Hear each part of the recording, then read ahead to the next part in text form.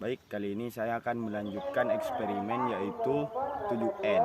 Nah, di sini saya akan melakukan tepukan tangan sebanyak 10 detik. Nah, dari jarak di sini sampai ke pohon tersebut yaitu sekitar 165 meter. Seperti itu.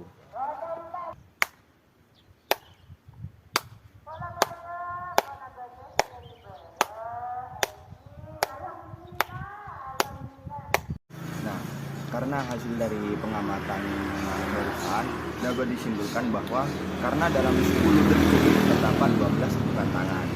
Jadi total frekuensinya yaitu 16 Hz karena kecepatan bunyi adalah 330 meter. Sedangkan jarak antara saya dengan pohon itu adalah 165 meter. Jadi bisa disimpulkan bahwa jarak saya sampai ke pohon itu adalah setengah frekuensi. Dan jika ditotal, setengah frekuensi dikali 12 tepukan tangan yaitu sama dengan 6 Hz. Maka panjang gelombang dalam satu frekuensi adalah 330 meter dan total jarak dari 160 meter atau setengah frekuensi dikali 12 yaitu 1980 meter atau setara dengan 6 Hz. Mungkin hanya itu saja dari saya. Kali ini saya akan melanjutkan praktikum selanjutnya yaitu 7O, yaitu pengeras suara garpu tala. Nah, baik, mungkin saya akan langsung mempraktekkan terlebih dahulu, yaitu yang pertama kita pegang garpu tala dan kita pukul menggunakan paku. Setelah itu kita tekan ke lemari meja dandan di sini. Loh.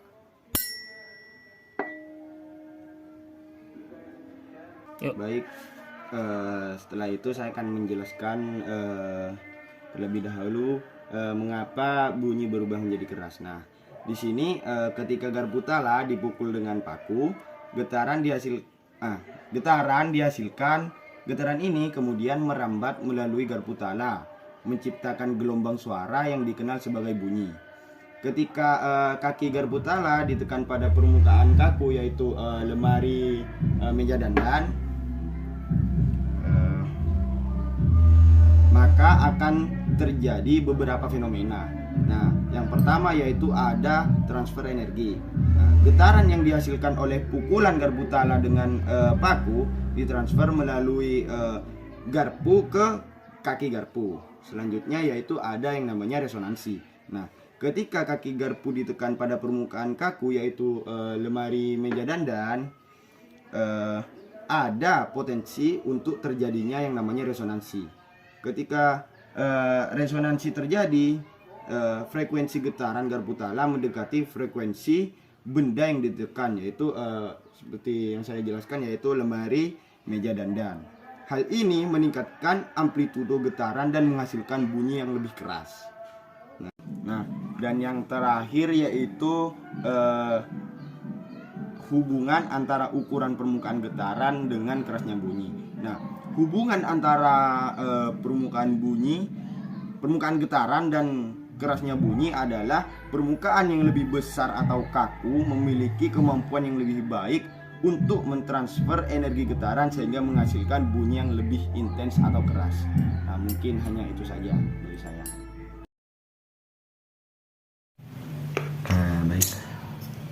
Baik, assalamualaikum warahmatullahi wabarakatuh. Pada kesempatan kali ini saya akan melanjutkan praktikum tentang bunyi yaitu 7P dengan tema tempat sampah megapod. Nah, pada kesempatan kali ini saya telah menyediakan tempat sampah. Terus selanjutnya saya tidak menggunakan aki dan bel listrik, tetapi saya menggunakan ini, yaitu saya membuat yang namanya cooler atau pendingin HP seperti ini, menggunakan ini dan dan cara menghidupkannya yaitu dengan memasukkan kepala charger ke dalam terminal. Mungkin seperti itu dari saya. Nah, selanjutnya saya akan membandingkan bunyi benda ini di dalam tempat sampah dan di luar ruangan seperti itu.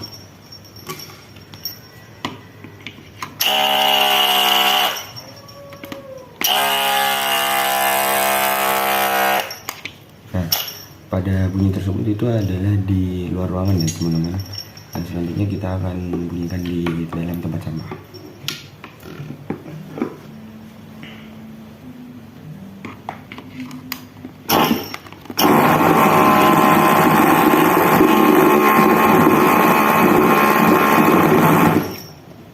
Nah, jadi dapat disimpulkan bahwa bunyi lonceng lebih keras di dalam tempat sampah karena adanya pantulan suara pada dinding dan permukaan yang ada di dalam tempat sampah.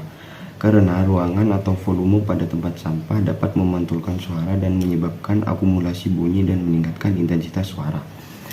Sedangkan di luar ruangan, suara dapat terdispersi dengan lebih baik sehingga terdengar lebih lemah. Mungkin seperti itu. Dan selanjutnya yaitu dapat disimpulkan bahwa berbicara di dalam tempat sampah dapat menghasilkan efek serupa dengan pengeras suara karena suara yang dihasilkan dapat memantulkan dan terakumulasi sehingga dapat meningkatkan intensitas dalam volume tempat sampah tersebut.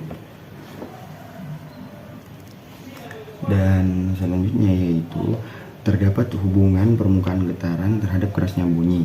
Jika permukaan getaran dalam tempat sampah lebih besar, maka akan menghasilkan bunyi yang lebih keras. Mungkin hanya itu saja dari saya. Assalamualaikum warahmatullahi wabarakatuh. Nah baik, selanjutnya saya akan melanjutkan praktikum yaitu tentang kejadian 7Q, dimana di sini yaitu membuat terowongan singa. Nah, yang pertama yaitu buatlah lubang kecil terhadap dasar pada kardus. Nah seperti ini. Kemudian masukkan benang dan tarik keluar lubang. Tahan benang dengan kuat, kemudian pukulkan kardus ini dengan pakaian basah.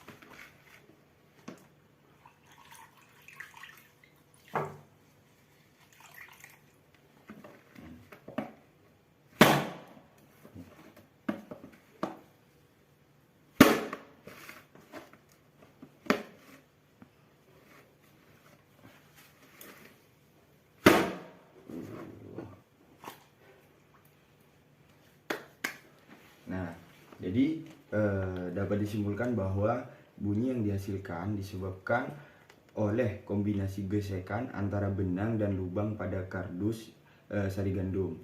Nah, serta pukulan terhadap kardus dengan kain basah. Namun, bunyi yang dihasilkan tergantung kekuatan pukulan dan material kardus yang dipakai. Nah, selanjutnya yaitu tentang hubungan antara ukuran permukaan getaran dengan kerasnya bunyi.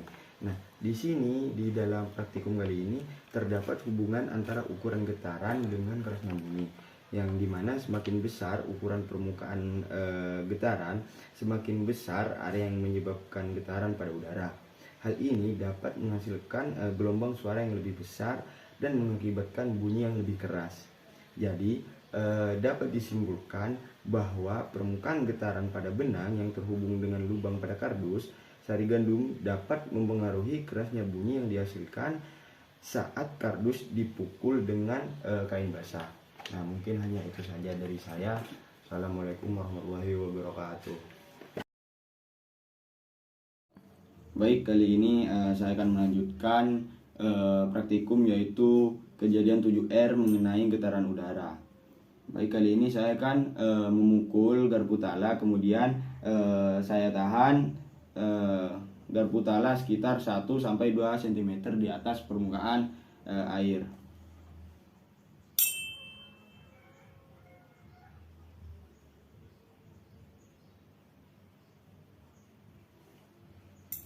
Nah, selanjutnya saya akan menggunakan garpu tala dengan frekuensi yang lebih lemah.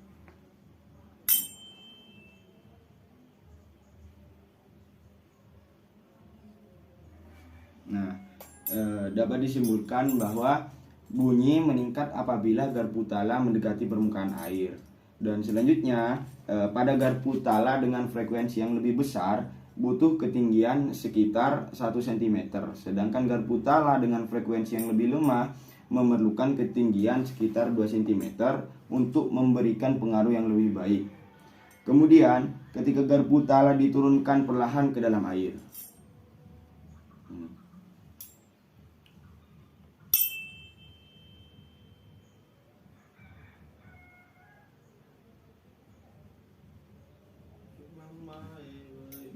Nah, selanjutnya saya akan menggunakan garpu tala dengan frekuensi yang lebih lemah.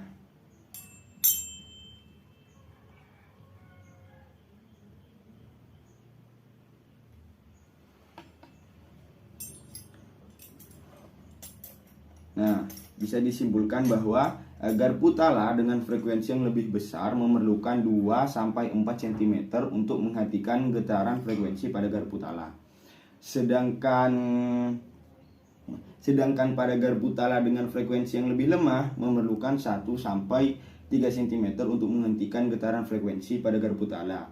Hal ini tergantung seberapa keras ketika memukul garpu tala sehingga dapat mempengaruhi jarak getaran frekuensi garpu tala berhenti ketika dimasukkan ke dalam air.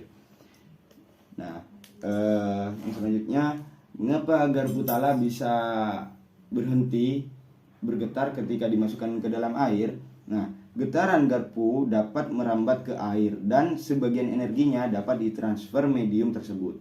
Air memiliki kecepatan bunyi yang lebih daripada udara. Proses ini menyebabkan getaran pada garpu tala lebih cepat habis ketika berada dalam air karena sebagian energi getaran dapat dipindahkan ke air. Nah, yang selanjutnya yaitu mengenai hubungan antara ukuran garpu tala dengan kepanjangan getaran kolom udara.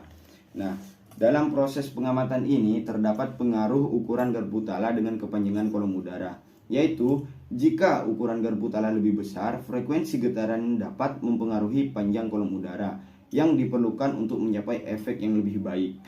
Peningkatan atau penurunan frekuensi getaran dapat memainkan peran dalam menentukan panjang kolom udara yang menghasilkan efek yang lebih optimal. Mungkin hanya itu saja dari saya.